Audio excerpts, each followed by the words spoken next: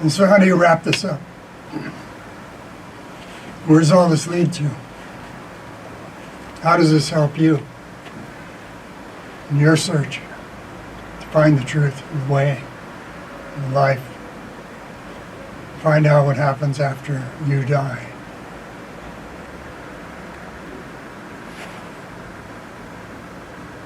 What happens after you die?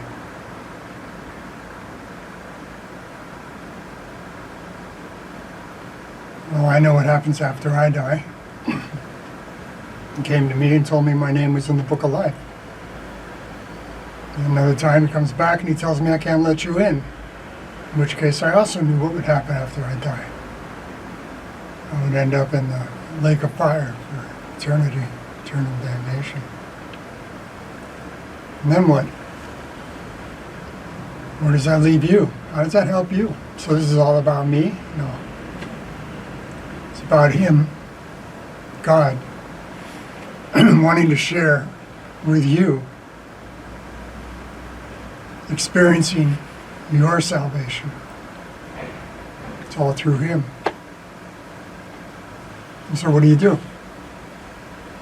What's your next step? Where do you go from here? Is what you're asking, right?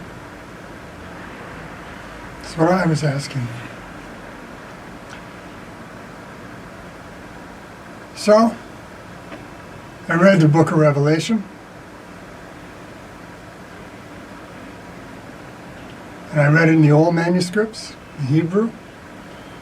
I read it in the Greek. Taught myself the Greek.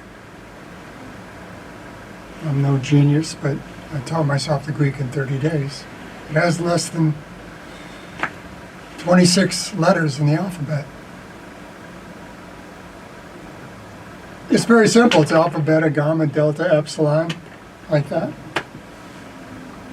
The numbers, alpha is 1, beta, gamma, delta, 1, 2, 3, 4, like that. I made some flashcards, and I started slogging through the book of Revelation in biblical Greek. It sounds like Enahein halagos, Kai halagos, Ein pros, Tan tehan, Pantadia tuagento, Kai karisa tuagento, Ude hen harkagan. And that's biblical Greek. Nobody speaks it anymore. It's an obsolete, extinct language. And so I slogged through the whole book of Revelation, translated it, understood it from the Greek to the English. And I translated it. And I sat there and I went through every single solitary word. I had Kittle's dictionary, I had the 24-volume pulpit commentary, I had lexicons, I had a concordance, I had everything under the sun. And I spoke the Greek. And I thought, this is impossible. At one point, there are 8 beasts mentioned in Revelation. And at the end of Revelation, how many beasts are cast into the lake of fire? Death is cast into the lake of fire. Satan is cast into the lake of fire. Those who are God's arch enemy, human creatures, whichever ones they are that choose not to go with God, are cast into the lake of fire after they're emptied out of hell, the second judgment. The demons, of course. Death, everything. And all those things. The Antichrist, all cast into the lake of fire. And then he cast hell into the lake of fire. Show's over. Makes a new heaven, makes a new earth. And I'm thinking, you got 8 beasts mentioned in the book of Revelation. Only one beast is cast into the lake of fire. How is that possible? I thought it was a whole herd of them. 8 of them. One during John's time, 5 before, 1 after. Arguably the Nazis took over from the Romans. And then, of course, he told me the American Babylon, the 8th beast, Babylon. I said, this is too hard. I can't do this. I don't understand it. It doesn't make any sense. And the first beast, and then the second beast, and then the third beast, and then the seventh beast becomes the eighth beast, and this beast and that beast and everything else. And I threw up my hands and I went outside and I said, the hell with this. I can't do this. This is too damn difficult. I had an old white pickup truck and I jumped into it and cranked it up and started it. Drove down across an empty parking lot to a payphone back in 2000. And I reached into my pocket to get some change. There's nobody at the phone, right? I grabbed some change out of my pocket and I look up and there's somebody at the phone. I'm like, oh man, there was nobody there. I saw it all the way across the parking lot. There was nobody there. Now there's somebody standing at the phone right when I want to use it. And I'm standing there tapping my fingers, impatient, pissed off. The guy turns around, sees I'm standing there, puts his hand over the receiver and says, it's so simple. No, he didn't. He said, it's so easy. I'm like, what? What's this idiot talking about? It's so easy, he says. What's so easy? It's so easy. What? Nothing easy about any of this. What's he talking about? I'm pissed off. I can't do this revelation. There are all these damn beasts and nothing makes any sense. I'm thinking. He goes, he's talking to you. And then he turns into all these rainbow colors as though he were the end of a rainbow. Disappears.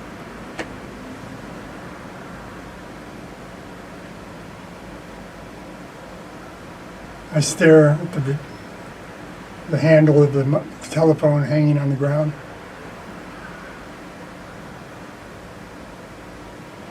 On the cord. I walk over, put it back, get back to my truck, which is still running, get into it. Drive back, sit down in front of my computer. And all of a sudden it makes sense. There's only one beast.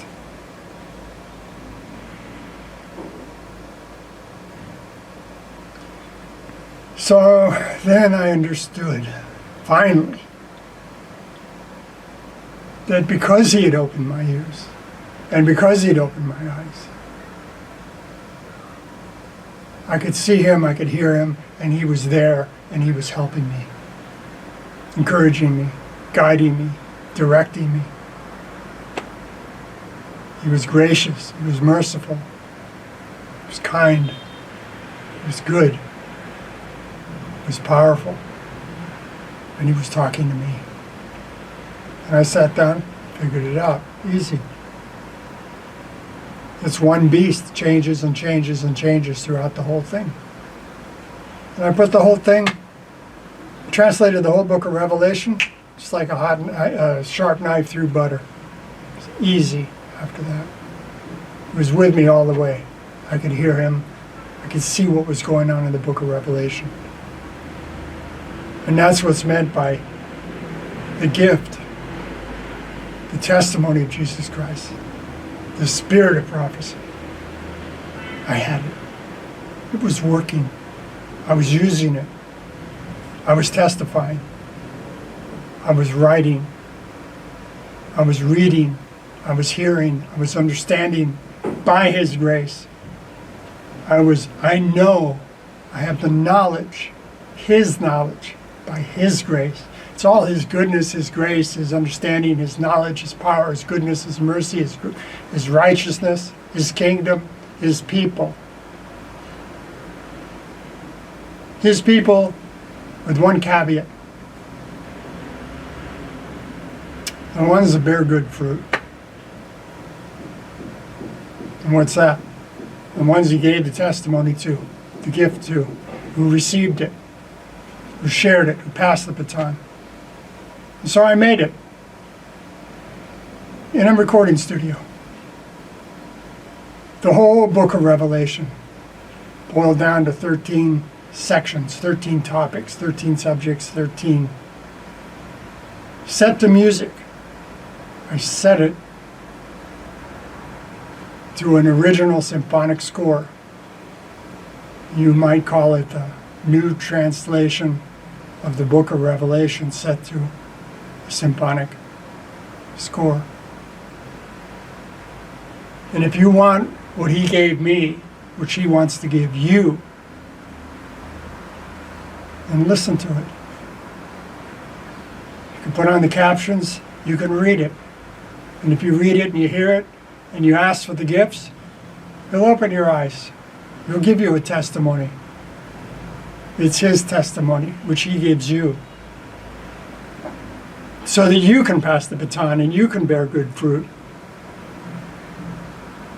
And you can be no different than I am, and I'll be no different than you are, and we're no different than God is, and he continues his ministry through us. And what we do is we go out and we help those in need. We do our best to present ourselves to him as ones who are not ashamed, living a holy life, shining like stars in the universe, feeding the hungry, sheltering the homeless, according to his purposes. And because we can work through him, and he can work through us, in us, according to his purposes, all that we put our hand to will be successful. Because the Bible is an apostle maker. It's not baby talk. If you want proof, it's yours. Ask him. And to all you atheists out there that go, well, can you give me proof? Yes, he can.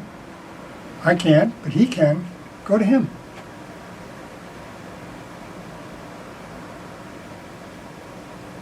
If you have any questions or doubts or anything, go to him.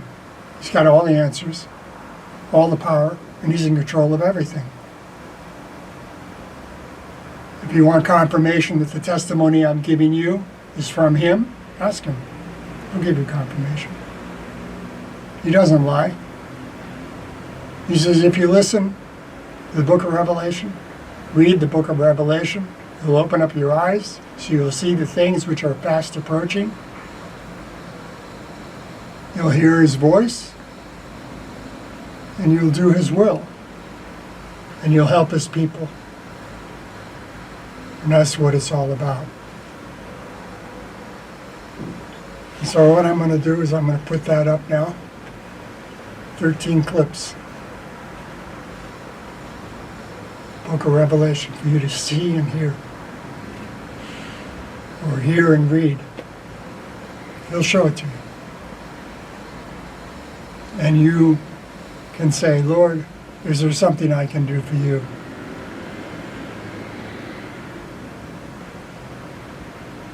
Ask him for the gift. Just ask him. With a humble countenance, sincerely from the heart. And he will answer you. And confirm the testimony I have given you. And you will know and have the proof. Because you'll know when your ears are open and your eyes are open and you see him and hear him and know him and experience his salvation just as I have. God bless you.